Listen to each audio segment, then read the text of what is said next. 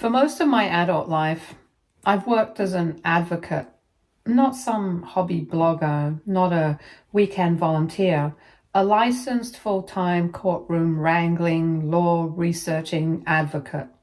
I've spent over a decade fighting cases, navigating bureaucracy, and occasionally teaching legal literacy workshops when I wasn't drowning in paperwork. But according to my father-in-law, it's always just been my little hobby. He loves that phrase. It's his go-to, my little hobby. It was as if I woke up in the morning, put on an apron, and pretended to be a lawyer until someone came home to pat me on the head and tell me it was dinner time. It used to sting a lot, especially in the early years of my marriage, when I was still trying to be the cool daughter-in-law, the kind who bites her tongue, laughs along, and politely brushes off digs in the name of keeping the peace. It didn't help that my husband rarely spoke up. He wasn't cruel, just passive. If his dad made a joke about how I play lawyer or asked why I hadn't taken a break to support my husband's dreams, my husband would sort of chuckle and immediately change the subject. Eventually, I stopped expecting him to defend me. I stopped reacting altogether. I figured, let them laugh. I knew what I brought to the table. My clients knew, my colleagues knew, and the court sure as hell knew my track record wasn't just solid, it was respected. Still, I'd be lying if I said it didn't chip away at me over time, especially when the man doling out all the judgment was a recently retired civil servant who hadn't had to hustle in decades, but still acted like he invented the concept of providing. What made it worse was that he loved to brag about his other daughter-in-law. She was, ironically, a part-time interior designer who worked less than 20 hours a week, but got praised like she was redesigning Buckingham Palace. Meanwhile, I'd spend 10 hours in court and get asked if I'd considered cutting back to focus on the home. Because family comes first. I started noticing how often he used the word provide. It became his measure of success. It wasn't about whether I was good at what I did. It was about whether I was letting my husband be the man. Never mind that I paid for 60% of our mortgage. Never mind that my husband was between jobs and had been casually figuring things out for the last 7 months. Never mind that the car he drove daily was the one I bought. I never threw it in his face, not once. I kept our finances quiet because I respected his dignity. I supported him without making him feel small. That's what you do when you love someone, right?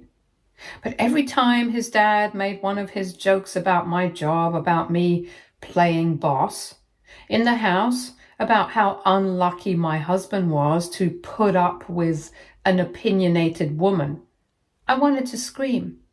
The real irony, I had never asked for his approval. What I wanted was basic acknowledgement, a little decency, a nod that I wasn't just freeloading off his son, especially when reality was the exact opposite.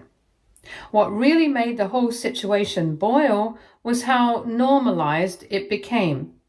Whenever we were at family dinners, if I brought up work, the mood shifted like I'd turned on a podcast no one wanted to hear. If I mentioned a case win, I got polite nods and eye contact with the ceiling. But if my husband so much as said he was thinking of starting a consultancy, everyone would light up like he'd cured cancer. It wasn't just frustrating, it was exhausting. I began to wonder if this was going to be my life forever, quietly successful, perpetually patronized. Until, of course, the retirement party, the grand finale. But I'll get to that later.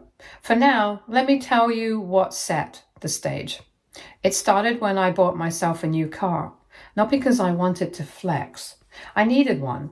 The old one was dying and I deserved better. I'd saved, I'd budgeted, and I signed the paperwork myself.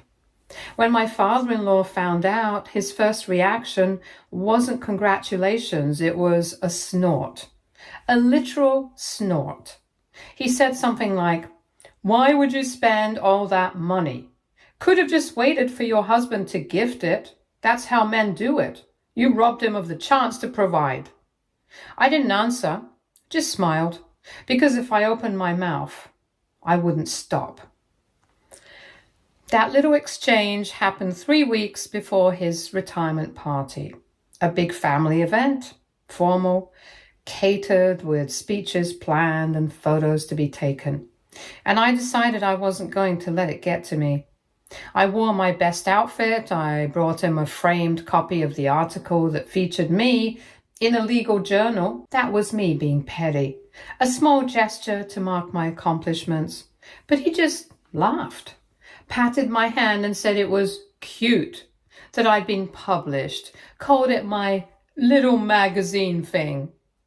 Then walked off to brag about his son, the one I'd been financially supporting for most of the year, was planning a business soon. I took a deep breath, smiled again. That was the last time I let it slide, because when the mic got passed to him later and he cracked that independent woman joke in front of the whole room, I stopped smiling and I said what needed to be said. But we'll get there. I'll continue in the update. Update 1. The retirement party was being held at a banquet hall that tried a little too hard to be upscale. 4 marble floors, gold-trimmed everything, and food that looked pretty but tasted like cardboard with garnish. I showed up fashionably on time with my husband, who looked genuinely happy to be there. He was still job hunting, but lately he'd been more optimistic, or maybe just more comfortable, knowing the bills were covered. I didn't bring that up, of course, not at parties, not in public. That was between us. But it did make it sting a little more when he laughed, really laughed at his dad's first jab of the evening. We were barely through the welcome drinks when my father-in-law clinked his glass and said something like, "Let's raise one for my son. Lucky man, his wife just bought herself a brand new car. Can't wait to see what he gets for Christmas." Everyone chuckled. I smiled tightly. My husband looked at me like, "Please don't start." And I didn't. I never did. It was exhausting. The party moved on. There were speeches from old co-workers, former bosses, and even a surprise appearance from a retired colleague who gave a genuinely heartfelt tribute. My father-in-law got teary-eyed. I almost forgot I was annoyed. Almost. Then came the toasts. Family members were invited to say a few words. My husband went first, short, sweet, the usual "thanks for being a role model" speech. His older brother followed with a borderline roast that got a few laughs. I was just going to clap politely and let it go, but then it was my father-in-law's turn. He stood up, already a few drinks in, and launched into a speech that was equal parts nostalgia and ego. Fine. It was his party. Let him bask. But of course, he couldn't help himself. He looked right at me, raised his glass, and said, "And to my daughter-in-law, who bought herself a shiny new car. I mean, how progressive, right? Women these days don't even wait for their husbands to provide anymore. They just beat them to it. I guess that's what happens when your job is more of a hobby. Keeps the boredom at bay." Laughter, again, the forced kind. My face didn't move, neither did my husband's. He just stared at his drink. And something inside me shifted. Not snapped, just clicked. Like a door that's been held shut for too long, finally giving way. I stood up calmly. I didn't raise my voice. I didn't grab a mic. I just cleared my throat and let my words carry across the suddenly quiet room. I said that actually the car I bought was one of 2 in the household, and the other one, the one my husband drove every day, was also purchased by me, in full. A few people blinked. My father-in-law looked amused, like I was joking. I wasn't done. I added that for the past 7 months, every bill, every grocery run, every utility, even the Wi-Fi everyone in the house used, was paid from my little hobby. I saw my husband close his eyes, and then I hit them with the cherry on top. The suit my father-in-law was wearing, the one he'd proudly told people his son helped him pick out, paid for by me. It was a birthday gift bought with my salary, delivered to him with a smile because I was still trying to play nice. The silence was complete. My father-in-law opened his mouth like he was going to laugh again, but nothing came out. His wife looked absolutely mortified. A cousin choked on her drink. My husband turned red, still not saying a word. I sat back down like I just discussed the weather. No drama, no screaming, just facts. The kind I've been swallowing for years, one dinner at a time. After that, things got awkward fast. Someone tried to change the subject. The music picked up, a few people made excuses and stepped outside. The caterers brought in food like it could erase the tension hanging in the air. My father-in-law didn't say much after that. He laughed a little too loudly at someone else's joke, refused to make eye contact with me, which was fine. I had no intention of offering him any. My husband didn't say a word until we were in the car heading home. Even then, he waited until the silence became unbearable. He asked why I had to say all that, why I chose that moment to air everything out. I stared out the window for a long beat before answering.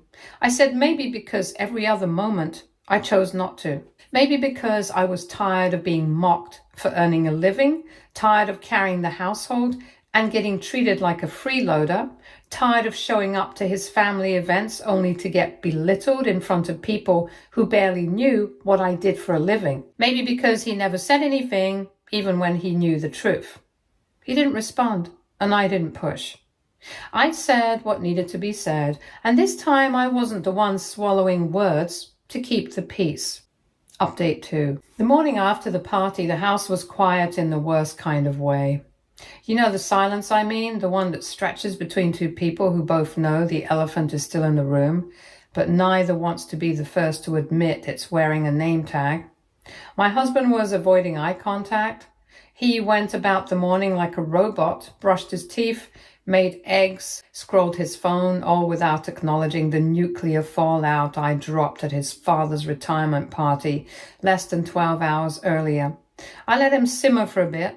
Honestly, I was exhausted, not just from last night, but from the years that built up to it. I didn't regret what I said. I just didn't have the energy to pretend it hadn't happened. He finally cracked somewhere between his second cup of coffee and pretending to look for car keys he didn't need. He asked if I felt good about myself now. I said I felt honest. He muttered that I embarrassed him. I told him I'd been embarrassed for years in public and in private. The only difference was that mine had been overlooked, while his happened once at a catered event with mini quiches. That didn't go over well. He said I blindsided him, that I made him look like a kept man in front of his entire family. I blinked at him slowly. I asked if he was more upset that I said it or that they finally heard it. He didn't answer, so I pushed further. I reminded him that I hadn't said anything that wasn't true, that the bills were real, that the car was real, that the passive silence he'd been offering every time his dad took a shot at me was real too. He said I could have talked to him before going off like that. I said I had, just not in front of an audience, over and over, quietly, nicely, through clenched teeth at dinner tables and on the ride home from every family event where his dad decided my career was a running joke. He rubbed his temples like he was the one nursing a year-long headache. Then he asked what I expected him to do, throw hands with his father, cause a scene every time an old man cracked the joke. I told him I didn't need him to fight anyone. I just needed him to tell the truth, to speak up, to acknowledge just once that I wasn't some freeloading wife with a hobby, that I was the one keeping this house running while he figured things out.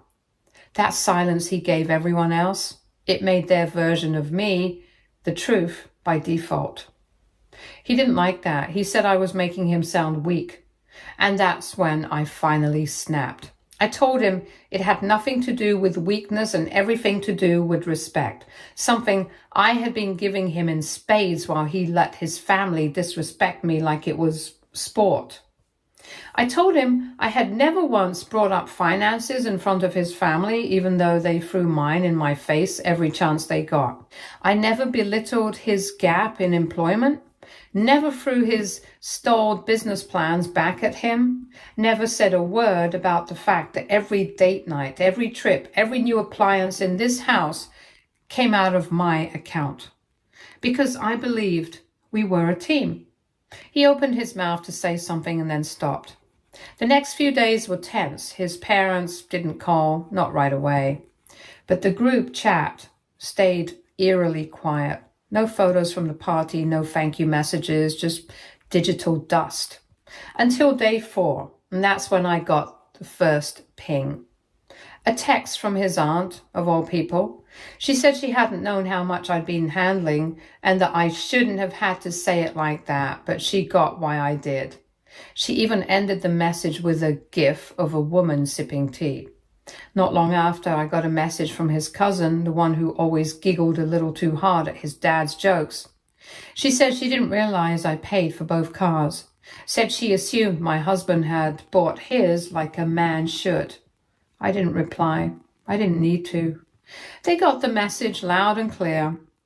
The next day, my mother-in-law called. It was awkward. She didn't apologize exactly, just said she hoped things could return to normal, and that my father-in-law was still a little shocked.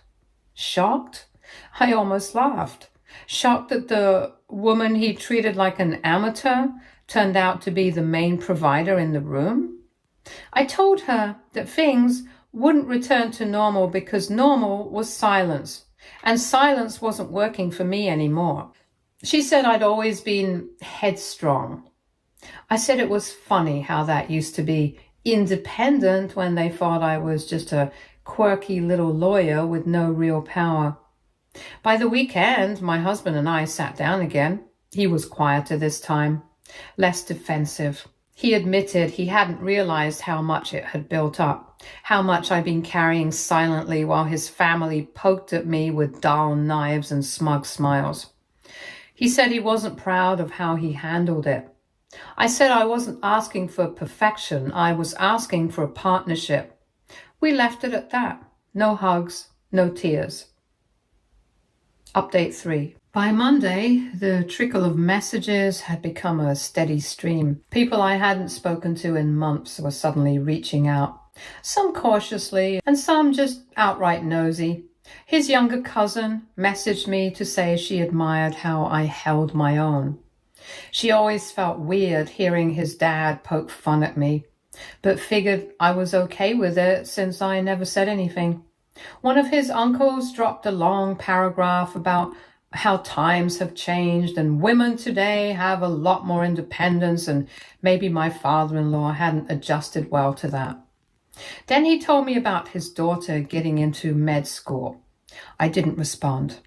Even my sister-in-law, the golden child of the family, texted. She said the party spiraled a little and she hoped I didn't take things too personally, as if standing there while a man mocked my career in front of 50 people was supposed to roll off like a water on a duck's back. My husband stayed quiet through most of this. To his credit, he didn't ask me to do damage control, but he also didn't do any of his own until Wednesday. That's when he came home with a look I hadn't seen in a while. Tired, defensive, slightly overwhelmed. He sat down and said that his father had called him twice, left long voicemails. Apparently, someone had forwarded him a video. I blinked.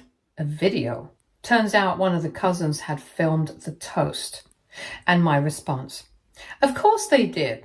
Of course someone uploaded it on the family WhatsApp group, where it made the rounds faster than an RSVP email. He said his dad was livid, not just at me, but at everyone who let it happen.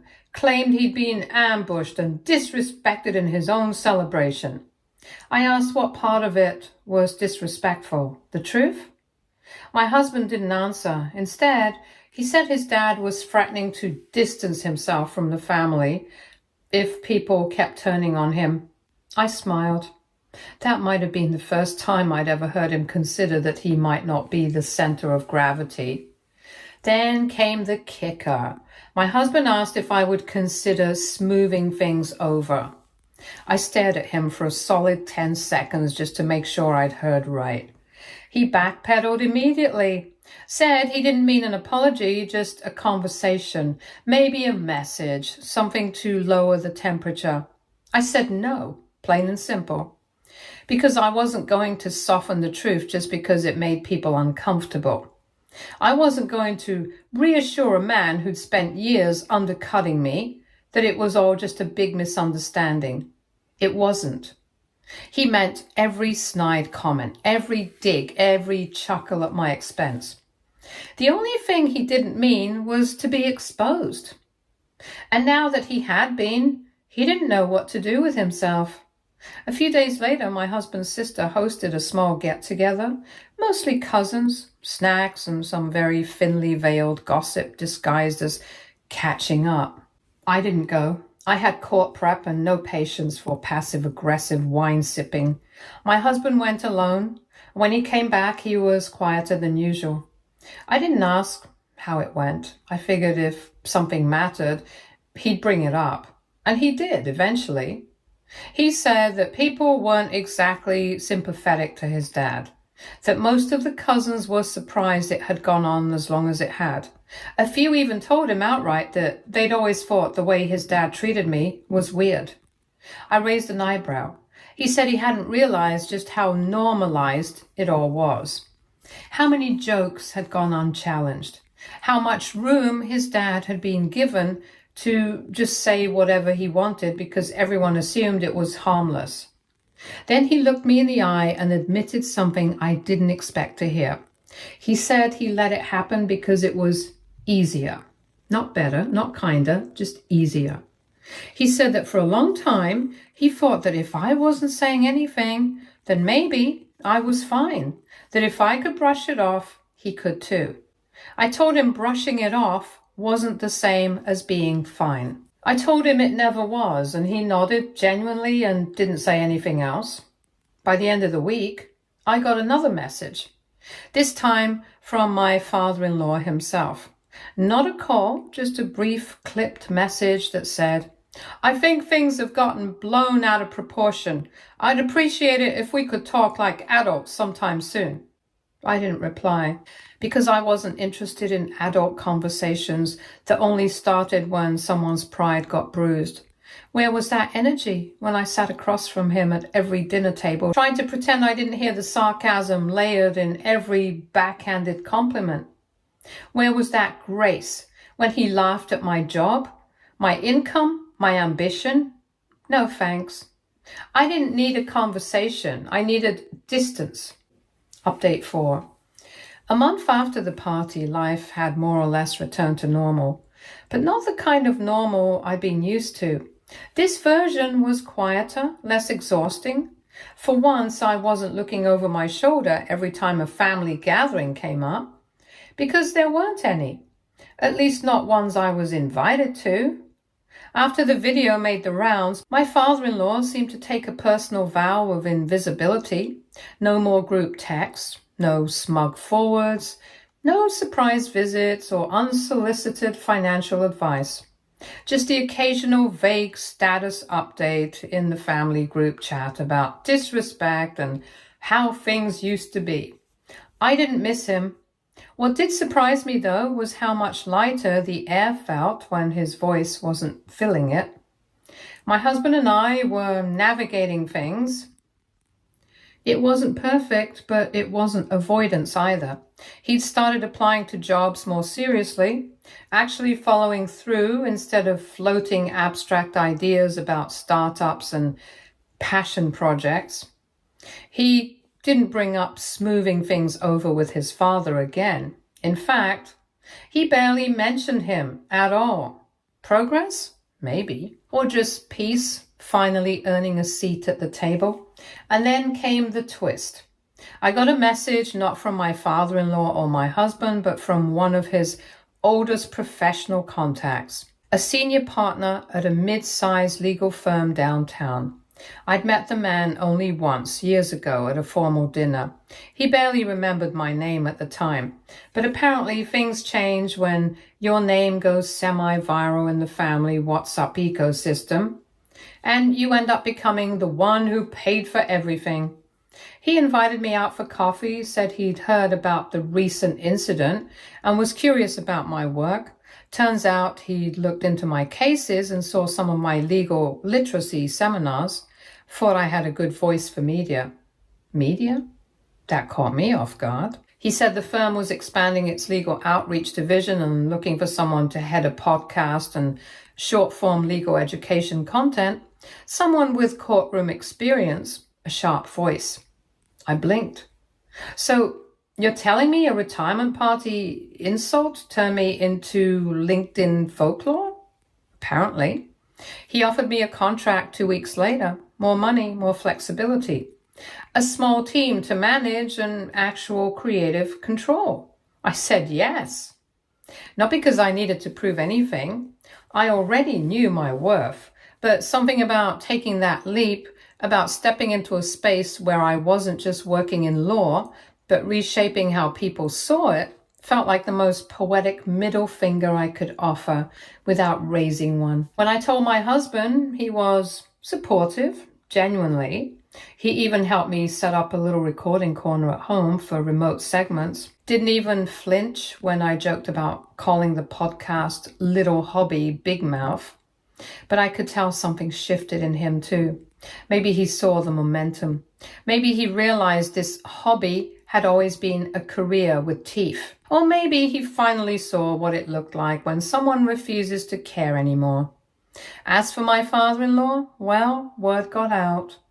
At a brunch a few weeks later, my husband's cousin let it slip that he'd found the podcast online, listened to the first 3 episodes and didn't say much, but apparently stayed unusually quiet the entire day. Good. Let him stew. Let him sit with the reality that the woman he used to laugh at is now being quoted in regional newspapers and booked on small talk shows.